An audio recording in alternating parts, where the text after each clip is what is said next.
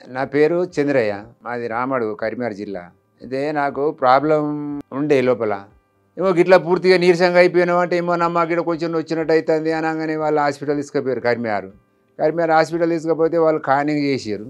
వాళ్ళు స్కానింగ్ తీసి ఇంత గడ్డ అయింది బాబుకు అని చెప్పిర్రు. చెప్తే నేను నమ్మలేకపోయినా గడ్డ కూడా అంత పెద్దగా అయిందంటే నాకు ఇబ్బంది అవుతుంది అని కూడా నేను అర్థం చేసుకున్నా కానీ మా మేడం మరీ గట్టిగా చెప్పింది. ఒక్కటి కాదు 2 ఉన్నాయి, అవి తీయకపోతే బాబు బతకడు అని చెప్పగానే బిడ్డ నా భార్య ఇద్దరు బాగా టెన్షన్ పడి అలా ఏం చేయమంటారు, ఏం చేస్తే మరి ఎట్లా అని చెప్పి వాళ్ళు బాధపడతా అంటే సరే చేద్దాం మరి ఎట్లా అని వీళ్ళు మా భార్య వాళ్ళు కొంచెం పింజ కాగానే నేనేమన్నా అంటే నాకు మన కొడుకు హైదరాబాద్లో ఉంటాడు, అపోలో పనిచేస్తాడు.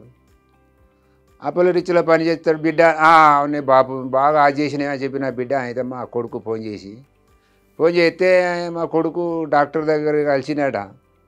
మన డాడీకి ఇట్లా అయినాడ, మరి కరీంనగర్ హాస్పిటల్లో ఏం చేసిరాట సార్ అంటే సార్ ఒకసారి రిపోర్ట్లు పంపమాను అని చెప్పి సార్ అన్నాడ. అనగానే ఆయనతో సెల్లులో పంపుడే కాదు, ఇప్పుడు సెల్లులో పంపిస్తారంతా. అయితే మా బిడ్డ సెల్లులో పంపింది మా కొడుకు. పంపంగానే సార్ చూసినాడ. సరే సీను మీ బాబును తీసుకురమ్మాను అంతా నేను చూసి చేద్దాము అని అన్నాడట.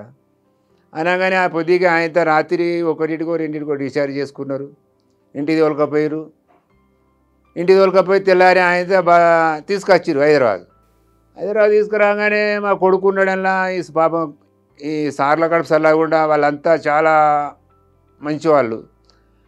తీసుకొచ్చారు. ఆయనతో చేంజ్ చేసారు, బెడ్కు ఉంచగానే వీళ్ళు కానింగ్ చేసారు. మళ్ళీ ఇక్కడికి వచ్చిన కానింగ్ చేసి ఏమన్నారు అంటే గడ్డ అనేది కాకుండా ఇదేదో లివర్కు ఇదో కురుపులో అత్తుంది అని చెప్పారు సారు సీమ్లాగా. అనగానే మరి ఎట్లా సారు అని అంటే సరే చూద్దాం ఇవాళ రేపు అవుతుండని ఆయన చేంజ్ చేసారు. మళ్ళీ తీసుకుపోయారు కానింగ్కు. దీన్ని ఇంజక్షన్తో తీయాలి అని చెప్పారు. ఇంజక్షన్తో తీయాలంటే చిన్నగా ఆపరేషన్ చేయరు కదా అని నేను కూడా మంచిగా హెల్తీగా ఉన్నా. ఇక మళ్ళీ 2 రోజులకు సరే సీమ్ ఇక తీయరాకుంటుంది, లివర్ కంటుతుంది. ఇక మా కొడుకు 24 గంటలు నాతో ఉన్నాడు పాపం. ఇక అయితే మరి లివర్ కంటుతుంది, దాన్ని గోళీలతో కరుగుతుందా చూద్దాం అని చెప్పి అనగానే పాపం సార్ కరపసలాకుండా జీతం సారు సీను నువ్వు బాధపడవు మీ డాడీ గురించి, నేను మందులు రాస్తా, ఆపరేషన్ అవసరం లేదు, తగ్గపోతే చూస్తాం అని ఆ సారు గోళీలు రాసి ఎంత ఒక 2 నెలల మంది గోళీలు రాసి చీను మీ బాబుని డిశ్చార్జ్ చేద్దాం, నీ దగ్గర ఉంచుకో, హైదరాబాద్లో ఉంచుకో, నువ్వు ఇంటికి పంపించుకో అనగానే మా కొడుకు ఏమనంటే సార్ మరి బాగా దూరం కదా కరీంనగర్ అంటే బాగా దూరం అవుతుంది అంటే సరే సీను 20 రోజులు నీ రూమ్లో ఉంచుకో డాడీని అనగానే నా కొడుకు ఆయనతో ఇక్కడనే రూమ్లో ఉంచిండు. ఇంకా తెల్లారితే పొద్దుతో సార్తో ఫోన్ చేయించుకుంటా మరి ఎట్లుంది హెల్త్ ఎట్లా అట్లా అయినా అనగానే 15 రోజుల వరకు కొంచెం కవర్ కాగానే సార్ అనే సీను ఒకసారి మీ డాడీని తీసుకురా నేను ఒకసారి చూస్తా అనగానే అయితే మా కొడుకు తీసుకొచ్చి అపోలో హాస్పిటల్లో చూపిస్తే చూసి బాబు కవర్ అయినావు, నువ్వు టెన్షన్ పెట్టుకోకు, హెల్దీగా ఉన్నావు అంటే నీకు బీమారు ఉండదు. ఇక డాక్టర్ కడుపు సల్లాగుండా నాకు ఒక్కటి చెప్పిండు, గోళీలు రాసి ఇక నువ్వు ఇంటికి పోగానే ఇట్లే ఉండు మంచిగా హెల్దీగా.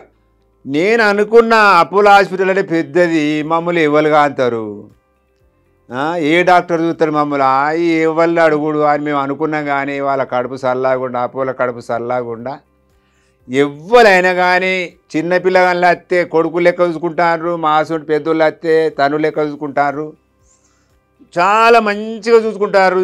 మళ్ళా పని చేసే పట్టుకొని డాక్టర్ల కాడికి వెళ్ళి ఎంప్లాయీ అంతా మంచిగా చూసుకుంటారు సార్. ఇక్కడ మంచి జరుగుతుంది. నాకైతే దేవుని దయ వల్ల ఈ అపోలో కడుపు సల్లాగుండా ఆ డాక్టర్ కడుపు సల్లాగుండా నేను చచ్చిపోతా అన్నారు, అందరూ చచ్చిపోయారు అని అన్నారు. కానీ నాకు ఏ ఆఫీషన్ లేకుండా నేను కవర్ అయినా సార్ మంచిగా ఇప్పుడు హెల్దీగా ఉన్నా, నేను టెన్షన్ తీసుకోకు. ఇప్పుడు డాక్టర్ మళ్ళీ కలిసిండు, మళ్ళీ చూపించుకుంటాను అయితే నాకు ఏం లేదట. ఇప్పుడు నీకు మొత్తం తక్కువ అయిపోయింది బాబు, ఒక్క పని చేయి, నువ్వు మందు తాగు బీడు తాగు అని చెప్పిండు డాక్టర్ కడుపు సల్లాగుండా. ఇక ఆయన మాట నేను వింటాన్నా, నేను ఇప్పుడు మంచిగా అయినా. డాక్టర్ జతిన్ డాక్టర్ సార్కు అపోలో హాస్పిటల్కు ధన్యవాదాలు చెప్పుకుంటూ దండలు పెట్టుకుంటున్నా.